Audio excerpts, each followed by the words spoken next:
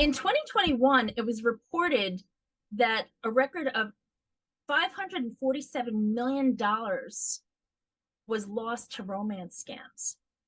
It's hard to believe it, but romance scams are happening all the time on every platform. And now social media has taken a new turn in the number of scams that are being reported and the number of fraudulent activities that are occurring.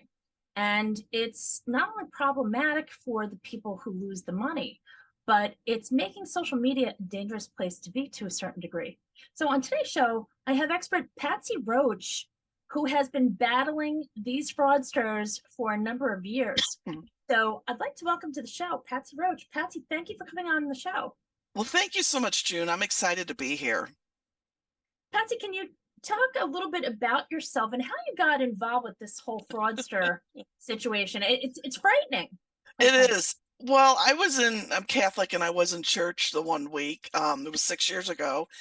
And I was reading the back of the church bulletin and there was an ad for CatholicMatch.com. And I wasn't looking to meet anybody. I'm happily divorced and I was just curious more than anything. So I went ahead and signed up. Nothing really happened there. But a coworker of mine said, "Oh, you should use trymatch.com." And I said, "Oh, okay, that's great. I'll give it a try." And the very first guy that contacted me said his name was Tim and he's on a peacekeeping mission in name that country. And that's something I would hear over and over. And anyway, his messages were just weird. They were like sickening sweet, a lot of sweet talk, not some not a way that a guy you don't know would talk to you. At least none of the guys I know would talk like that on someone they hadn't met. And so like a cute guy, really good looking, said he was in the army. So the next day at work, I showed my coworker, I said, "Hey, I met this guy on Match." Showed her the picture and she goes, "Is he in the army?" And I go, "Yeah." And she goes, "He's a scammer." I go, "What are you talking about?" I knew nothing about any of this stuff.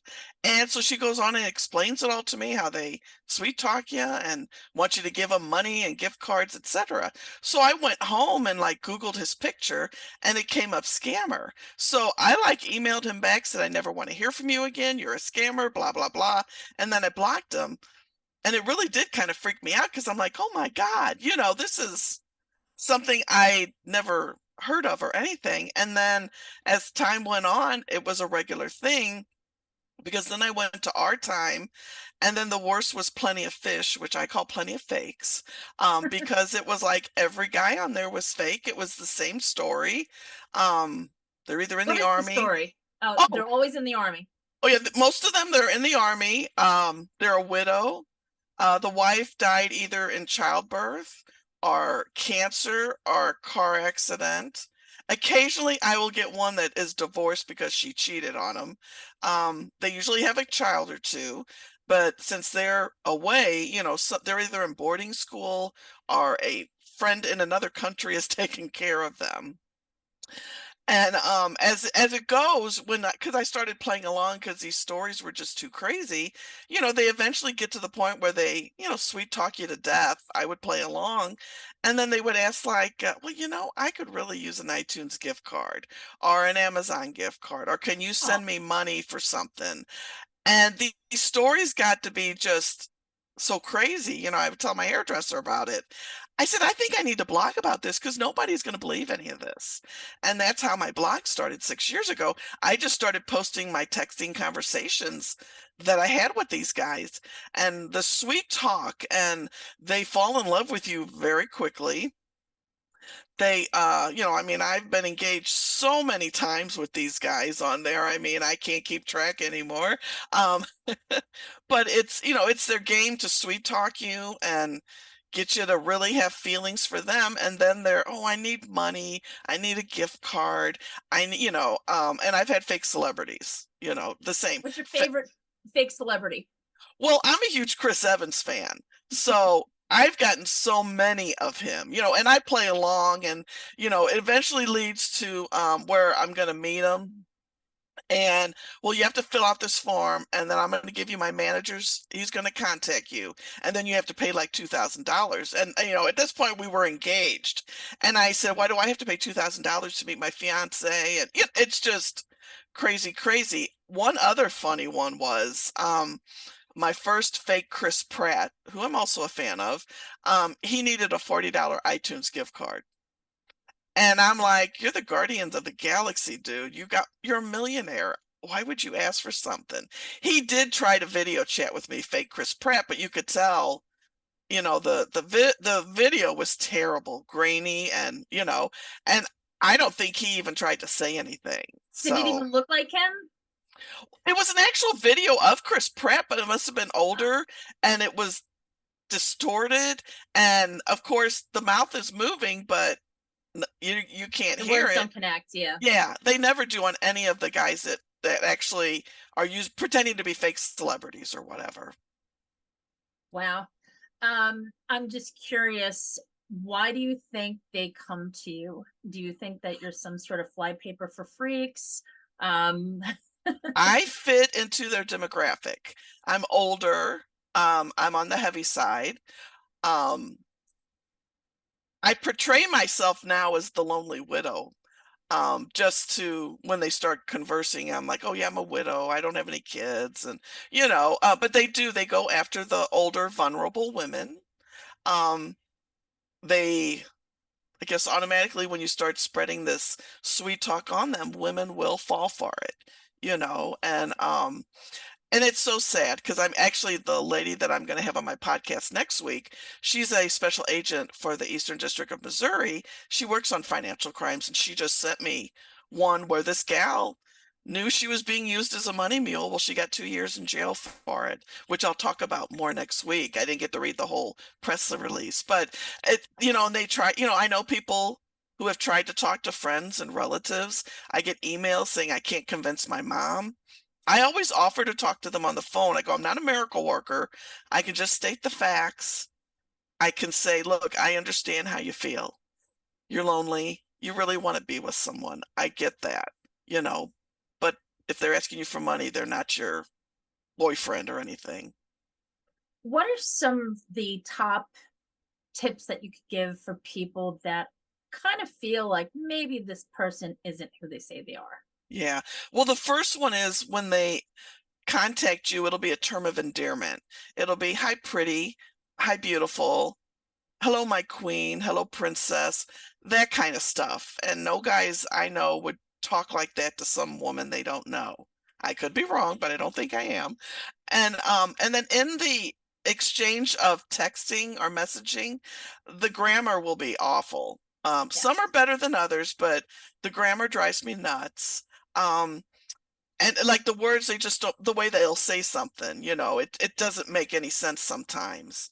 And the sweet talk, about I just can't believe you're not married. I would think all the men in St. Louis would be throwing themselves at you. That was something, one of the early ones had said something similar to me like that.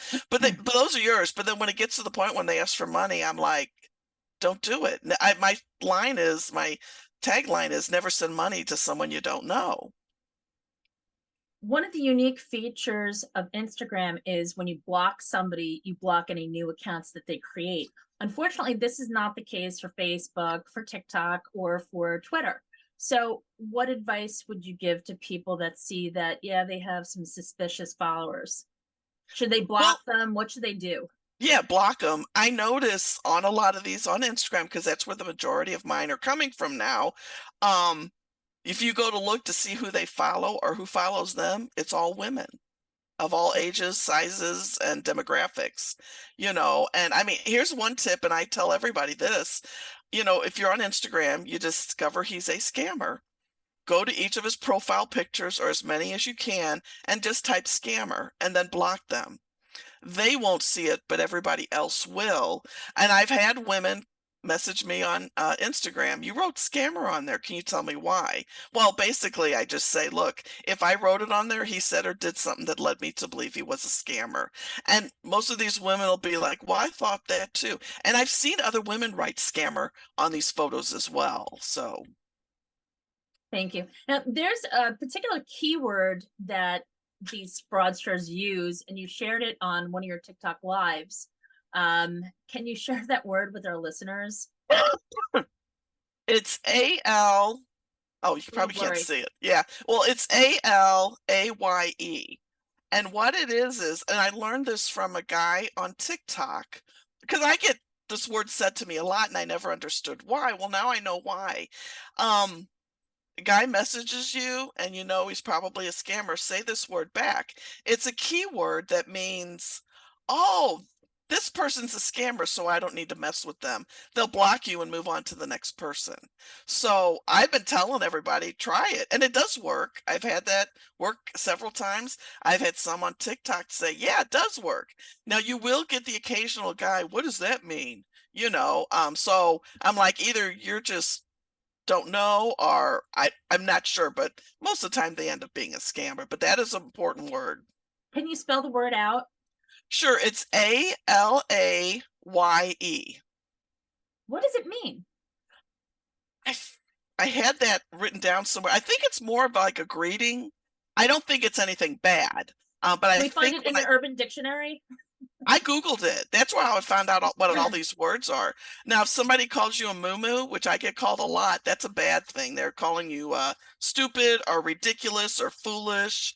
That's another one. I'm trying to compile some of these words. I've had some women send them to me, and I just Google them, and I'm going by what Google says. But that ALAYE, that's a word that I guess scammers use to say, "Hey, don't send me this. I'm like you." So there's a whole network of fraudsters. Oh my God. From what I hear, they're all in Nigeria. Some might be in Ghana, but in Nigeria, I mean, it's like a little business. I mean, I see it as all these guys working in little cubicles doing their thing. Not all are, because some that I have video chat with, which I never show myself, I can hear people in the background, or they'll accidentally open up their video and I can see them. Of course, I snap pictures when they do that, and I can see it's like they're in a house or whatever. So I don't know that all of them are in cubicles. That's just in my brain how I see it. I know that there have been a number of Lifetime movies about this subject and whatnot. And, for the most part, you don't really think of it as being real, but this is pretty real. It's a very large sum of money that they're acquiring. Are you familiar with any organized networks that um, are involved with these types of scams? Well, are you talking about that might help women? No, that Oh, you know of, like, that are organized, that actually set out to fraud, steal from people.